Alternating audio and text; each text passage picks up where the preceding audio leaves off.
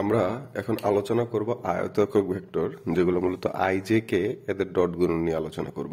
সবার প্রথমে আমরা যদি দেখি এক্স অক্ষ, ওয়াই অক্ষ এবং জেড অক্ষের দিকে আই জে কে এই তিনটা একক ভেক্টর থাকে, তাই না?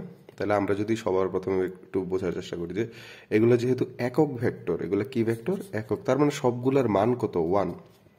সবগুলোর মান কত? 1। এবার তুমি চিন্তা করো যে তাদের মধ্যে আমরা ডট গুণন করতেছি, তার মানে আমরা কি করতেছি? I dot I.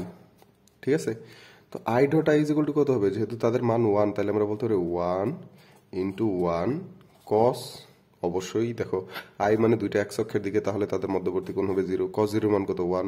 তাহলে আমাদের মান কত আসছে? 1। সুতরাং আমরা বলতে পারি I dot I is equal to কত আসছে? 1। ঠিক সিমিলার আমরা যদি বলি জে ডট জে, তাহলে কত আসবে?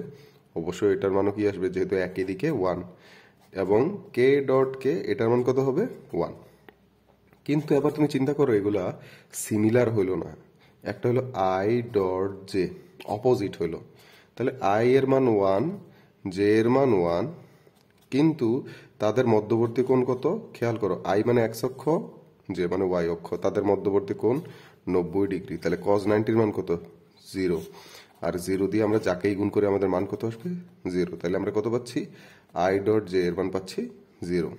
ঠিক সিমিলার আমরা বলতে পারি যে তারা যখন একই হয়েছে তখন মান হয়েছে 1, আর যখন তারা কি হয়েছে? ভিন্ন হয়েছে, আই ডট জে, তখন কি হয়েছে? 0। তাহলে আমরা বলতে পারি যদি হয় জে ডট কে, তাহলে মান কত হবে? 0।